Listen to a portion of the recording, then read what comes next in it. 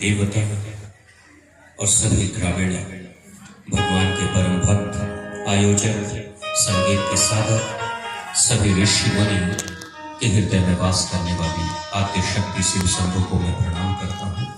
मेरा प्रणाम स्वीकार। संत समागम के शुभ उपलक्ष्य में श्रीमान उमेश गुप्ता जी और उनके सुपुत्र और सभी ग्रामीणों के सहयोग से, संतों के आशीर्वाद से इस संत समागम का फल निराकार रूप में ही सभी को प्राप्त हो रहा है। संत वही होता है जो अपने विकारों को शांत कर चुका होता है। जब तक इंसान के मन में विकार होते हैं तब तक वह इंद्रिय जगत में यह संसार में उलझा रहता है।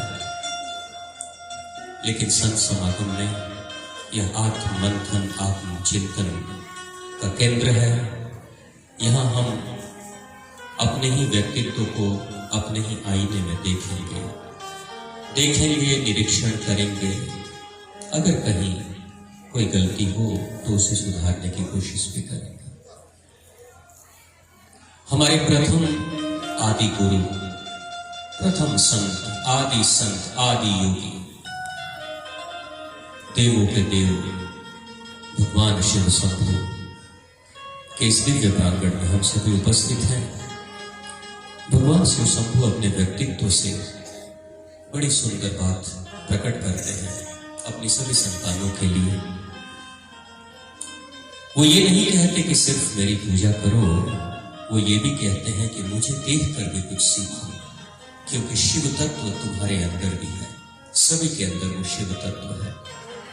जब वो शिव तत्व जगेगा तो शमशान की भूमि में रहकर भी, अमंगल आवरण धारण करके भी तुम भी पूजनीय हो जाओगे। ऐसी प्यारी बात कहते हैं भगवान शिव शंभु। भगवान शिव शंभु के व्यक्तित्व को जब देखेंगे तो सतरंगी प्रतिमूर्ति छवि दिखाई देती है भगवान शिव शंभु की। एक बड़ी विचित्र घटना है। जिस शिव शंभु की हम सभी पूजा करते हैं, वो अपने व्यक्तित्व से भगवान कहकर, संदेश देकर, उपदेश देकर वो अपने संतानों को नहीं सिखाते, वो तो लीला करते हैं। और भगवान जब लीला करते हैं तो अपने ही लीला से वो दिखलाते हैं और लीला से सिखा देते हैं। जैसे हम सभी जब छात्र थे तो जब पढ़ाई करते थे तो हमारे स्कूल कॉलेज में दो तरह की पढ़ाई होती थी, थ्योरेटिकल और प्रैक्टिकल। ऐसे ही होता था, थ्योरी और प्रैक्टिकल। थ्योरेटिकल चीजें तो किताबों में हम पढ़ लेते थे, गुरुजन भी हमें क्लास में सिखा देते थे। लेकिन प्रैक्टिकल का मतलब होता है करके सीखना, व्यवहार करके तब सीखना, अनुभव से सीखना। तो भगवान की जितनी भी लीलाएं हुई वो सब प्रैक्टिकल एजुकेशन, यानी कि साक्षात वो लीला करते हैं और अपनी लीलाओं के माध्यम से दिखा देते हैं। देख लो, मेरे साथ जब ऐसा हुआ तो तुम्हारे साथ भी ऐसा हो सकता है। वो कभी नहीं कहते, ये सबसे बड़ी खूबसूरती है हमारे सनातन धर्म की। वो कभी नहीं कहते कि मैं अलग हूं और तुम अलग हो। भगवान और भक्त जो एकात्मवाद कहता है कि दो नहीं है, एक ही है। एक ही से दो निकलते हैं लेकिन बाद में विलीन एक ही में हो जाते हैं। तो शिव शंभु का एक अस्तित्व बड़ा प्यारा है। आध्यात्मिक उन्नति के लिए मुझे वो बहुत प्रेरणादायक लगता है।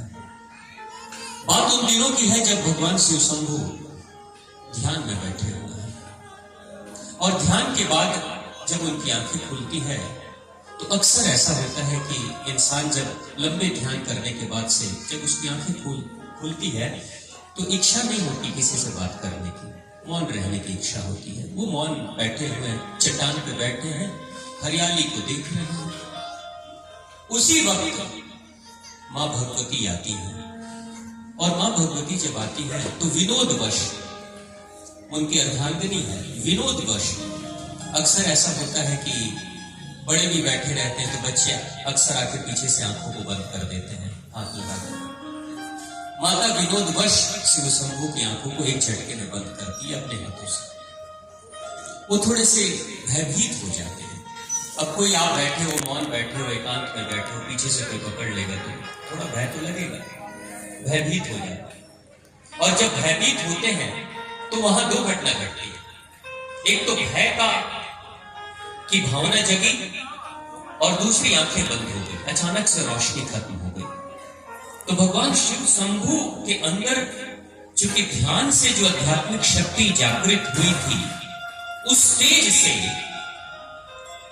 एक राक्षस उत्पन्न होता है। उसी तेज से एक राक्षस उत्पन्न होता है। उस राक्षस को ग्रंथों में अंधकासुर कहते हैं। अंधकासुर यानी कि शिव शंभू की उत्पत्ति है, उनके ही व्यक्तित्व से उत्पन्न हो रहा है। वो आदि योगी है, लेकिन उनके व्यक्तित्व से, वो भगवान है, उनके व्यक्तित्व से एक राक्षस उत्पन्न हो रहा है जिसको अंधकासुर कहते हैं। असुर है क्योंकि वो भय से उत्पन्न हुआ, अंधा है क्योंकि अंधेपन के कारण उत्पन्न हुआ, इसलिए उसको अंधकासुर कहते हैं।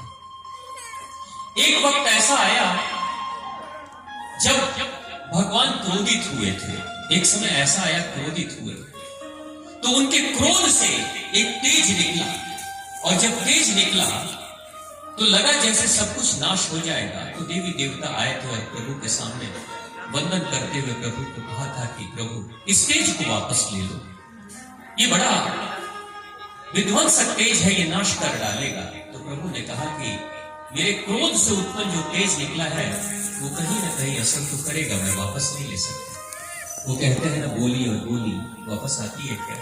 आप भी कुछ कह देंगे तो वापस आएगी नहीं। बोली निकल गई और गोली निकल गई तो वापसी का कोई गुंजाइश नहीं है, कहीं ना कहीं असर तो करेगी। भगवान शिव शंभू कहते हैं वापस नहीं ले सकता। तो उन्होंने कहा कि ठीक है, इसका दिशा परिवर्तन तो कर दो, ये नाश तो ना करे, ये तेज क्रोध से निकला ये तेज है, तो समुद्र में दिशा परिवर्तन करके, डाइवर्ट करके वो समुद्र में डाल दो। लेकिन उसी तेज से एक दूसरा राक्षस उत्पन्न हो जाता है जिसको जालंधर कहते हैं। जालंधर की उत्पत्ति शिव शंभू से ही हुई। एक समय तीसरी बार जब राक्षसों का प्रकोप बढ़ा तो उस वक्त भगवान शिव शंभू के ही व्यक्तित्व से कार्तिक जी महाराज की उत्पत्ति हो जाती है संतान के रूप में। और चौथी बार जब रावण का प्रकोप बहुत धरती पे बढ़ गया था, पाप, अत्याचार, अन्याय, अनर्थ बहुत बढ़ गया था, स्वर्ग के देवी देवता भी त्राही माम कर रहे थे, धरती माता भी रोदन करते हुए, रोते हुए जब पहुंची थी भगवान शिव शंभू, भगवान विष्णु, भगवान ब्रह्मदेव के पास, तो उन्होंने कहा था कि मैं ही रुद्रावतार के रूप में, हनुमान जी के रूप में धरती पे आऊंगा। तो उन्हीं का अंश हनुमान जी भी प्रकट हुए। अब ये छोटा सा प्रसंग कैसा है, कितना प्यारा है, कैसे व्यक्तित्व को उजागर करता है। भगवान है, पहली चीज वो भगवान है, पूजनीय है, लेकिन उनके अंदर भी जब नकारात्मक भाव जगे, अंधापन आया, भय के साथ आया, तो अंधकासुर राक्षस पैदा होता है। उन्हीं के अंदर जब क्रोध जगा तो जालंधर जैसा राक्षस पैदा होता है, और उन्हीं के अंदर जब धर्म की स्थापना के भाव जगे तो कार्तिक जी महाराज उत्पन्न हो जाते हैं, और एक बार पुनः श्री राम को स्थापित करने और धर्म की स्थापना के लिए, धरती माता को पाप से मुक्ति दिलाने के लिए उनके अंदर भावना जगी, तो हनुमान जी महाराज उत्पन्न हो जाते हैं। प्रेम से बोलिए हनुमान जी महाराज की जय। उत्पन्न हो जाते हैं हनुमान जी महाराज। अब भगवान शिव शंभू का व्यक्तित्व क्या कहता है? भगवान शिव शंभू का व्यक्तित्व कहता है, हमेशा मैं भगवान नहीं हूं, आपकी भावना जैसी होगी वैसे ही भगवत सत्ता आपके अंदर से प्रकट होगी, शैतान भी आप ही के अंदर से उत्पन्न हो सकता है, सतर्क रहना। इसकी कोई गारंटी नहीं कि मैं आज भगवान हूं। ये किसी कॉलेज का सर्टिफिकेट नहीं है कि एक बार ग्रेजुएशन की डिग्री मिल गई तो 10 साल के बाद ग्रेजुएशन का कोई चैप्टर याद हो ना हो, लेकिन जिंदगी भर इंसान कहता मैं तो ग्रेजुएट हूं। भले वो इंटरमीडिएट को भी पढ़ा नहीं पाएगा, 10 साल के बाद, लेकिन वो जिंदगी भर सर्टिफिकेट लेकर ढूंढते रहता है, मैं तो ग्रेजुएट, सरकार मुझे नौकरी दे। यहां आध्यात्मिक जगत में कोई सर्टिफिकेट नहीं मिलता किसी को भी। प्रत्येक क्षण, चाहे गृहस्थ हो या संन्यास्त हो, प्रत्येक क्षण कदम दर कदम तलवार की धार पे दो धारी धार पर चलना होता है। भगवान अपनी लीला के अनुसार कहते हैं, लीला दिखाकर प्रैक्टिकल एजुकेशन करा के हम सभी को कहते हैं, मेरी संतानों, जब मेरे अंदर ये नकारात्मक भाव जगे हैं तो मुझसे भी असुर पैदा हो जाता है, यानी कि मैंने असुरों को उत्पन्न किया। और मेरे अंदर जब सकारात्मक भाव, आध्यात्मिक भाव, कल्याणकारी भाव उत्पन्न होता है तो कार्तिक जी महाराज जैसे देव और हनुमान जी महाराज जैसे देवता उत्पन्न हो जाते हैं। यानी एक हाथ में नकारात्मक भाव है तो दो संतान राक्षस पैदा हो जाती है, और सकारात्मक भाव है तो देवता पैदा होता है। कई बार ऐसा होता है, लोग कहते हैं पिता तो बड़े अच्छे हैं, माता तो बड़ी अच्छी है, संतान ऐसी क्यों होती है? जिस समय संतान उत्पन्न हुई उस समय कैसे थे? ये आईना है, ये व्यक्तित्व है, हम सभी के आत्मनिरीक्षण का है। भगवान क्या कहते हैं कि आपके जीवन में कोई भी नई चीज अगर उत्पन्न हो रही है, चाहे आप व्यापार करने की शुरुआत कर रहे हो, चाहे नौकरी करने जा रहे हो, चाहे कहीं यात्रा करने जा रहे हो, पूजा पाठ करने जा रहे हो, या फिर संतान उत्पत्ति भी करने जा रहे हो, तो झांक कर देख लेना कि तुम्हारा भाव कैसा है, उस समय भाव कैसा है। अगर भाव दूषित है तो किया गया शुभ कार्य से भी नकारात्मक परिणाम आएगा। भाव से ही भगवान की शुरुआत होती है। भगवान श्री संत हम सभी को कह रहे हैं कि आत्मनिरीक्षण करो। संत समागम है तो संत समागम का अर्थ ही होता है इन गुरुजनों से, इन संतों से, इन संतों को देखकर हम सभी प्रेरणा लें, हम सभी प्रेरणा लें कि जो चमक, जो आभा, जो शांति, जो आनंद इन संतों के चेहरे पे दिख रही है, क्या उसके हकदार हम नहीं हैं?